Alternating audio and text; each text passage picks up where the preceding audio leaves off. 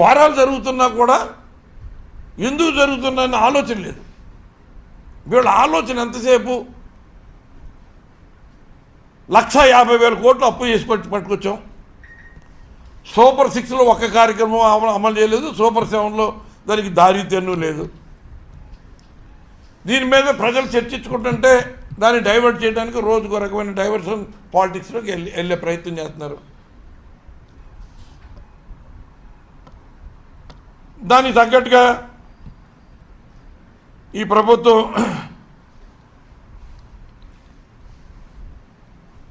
ఇవాళ ఈ మధ్యకాలంలో చూసాం, అమరావతిలో చదరపు అడుగు కన్స్ట్రక్షన్ వాల్యూని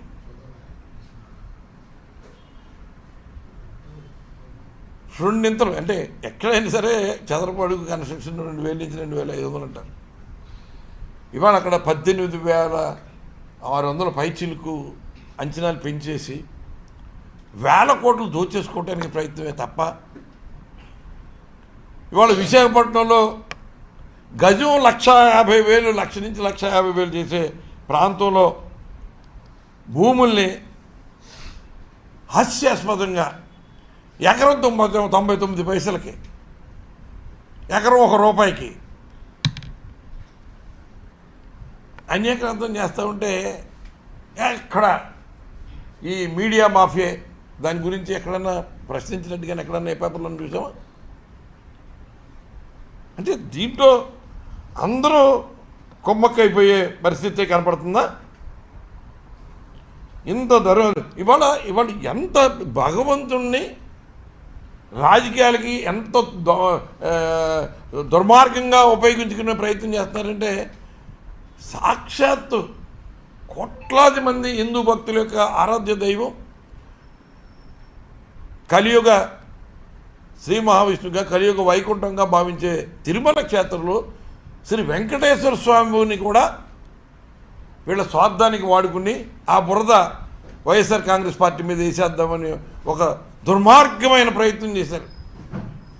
అక్కడ భక్తులు ఎంతో భక్తిభావంతో పవిత్రంగా భావించే లడ్డూ ప్రసాదంలో గొడ్డు కొవ్వు కలిసింది, పంది కొవ్వు కలిసిందని నిరాధారమైన ఆరోపణలు సాక్షాత్తు రాష్ట్ర ముఖ్యమంత్రి చేసి ఆ విషయం సుప్రీంకోర్టు పరిధిలోకి వెళితే సుప్రీంకోర్టు చివాట్లు పెట్టి ఏ ఆధారాలతో ఒక రాష్ట్ర ముఖ్యమంత్రిగా ఉన్న వ్యక్తి, ఒక అధికారంలో ఉన్న వ్యక్తి నిరాధారంగా ఎలాగా పత్రికా ముఖంగా చెప్తామని చివాట్లు పెట్టినా కూడా ఈ పచ్చం మీడియా మాఫియాలో ఎక్కడ ఏం రాదు. దాన్ని కవర్ చేసేసి కవరింగ్ ఇస్తారు. దానికి అప్పటి వరకు ప్రభుత్వ వైభవాలు డైవర్ట్ చేయడానికి ఆ ఇష్యూని తీసుకొస్తే, అంతకుముందు కృష్ణా నదికి వరదల్ని డైవర్ట్ చేయడానికి ఈ ఇష్యూ తీసుకొస్తే, దీన్ని డైవర్ట్ చేయడానికి ఇది ఫ్లేరప్ అయ్యి ఇది బూమరాంగ్ మళ్ళీ వెనక్కి తిరిగి వాళ్ళ మీదకే చుట్టుకుంటే, దాన్ని మళ్ళీ డైవర్ట్ చేయడానికి ఇంకొక ఇష్యూని డైవర్షన్ పాలిటిక్స్ చేసే ప్రయత్నం.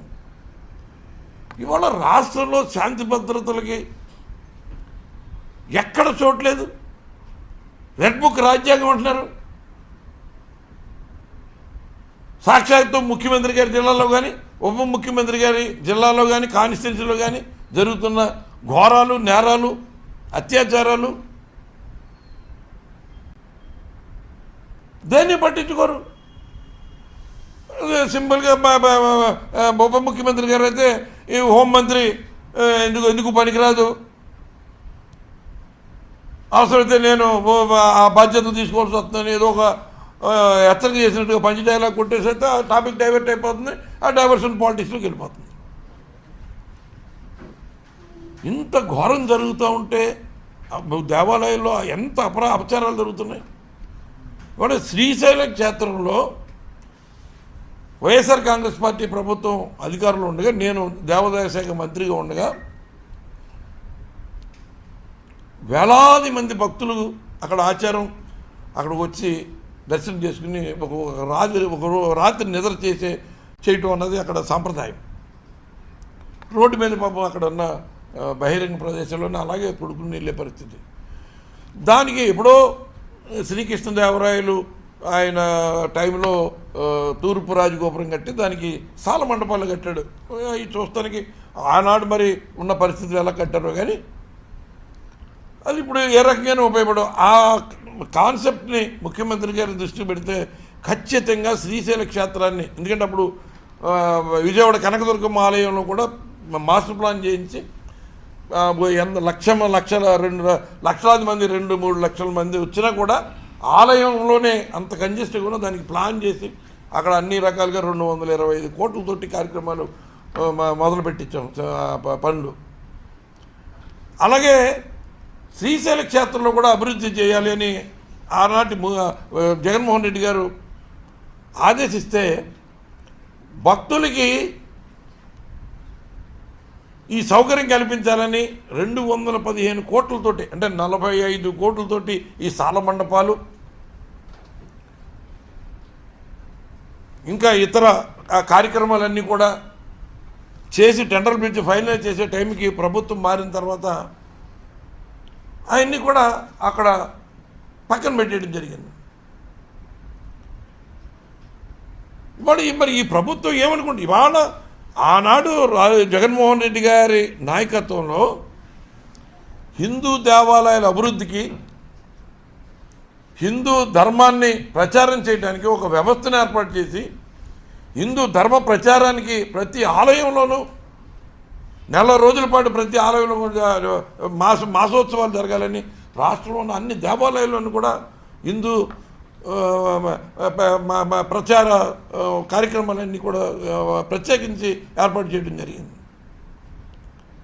శ్రీశైల క్షేత్రంలో 18 సంవత్సరాల క్రితం కట్టిన ఉత్తర రాజగోపురం, ఏదైతే శివాజీ రాజగోపురంగా చెప్తారు, కట్టిన తర్వాత దాని మీద కలశాలు పెట్టడానికి మరి ఏ ప్రభుత్వం ముందుకు రాకపోతే అనేక అవాంతరాలతోటి ఆగిపోతే దాన్ని ఎంతో ప్రతిష్టాకరంగా తీసుకుని 6 కేజీల బంగారాన్ని, స్వామివారి బంగారాన్ని తిరుమలకి పంపించి అక్కడ కలశాలు చేయించి దానికి 60 లక్షలు 70 లక్షలు మజూరీ ఛార్జీలు ఇస్తే అవన్నీ కూడా నేను అప్పుడున్న ఈవెతో మాట్లాడి భగవంతుని చేసే దాంట్లో మనం ఛార్జ్ చేయటం ఏంటంటే ఏం లేదు, మేము దేవాలయం తరఫున మేము ఫ్రీగా చేసి పంపిస్తూ ఉంటే ఆ కలశాలు పెట్టి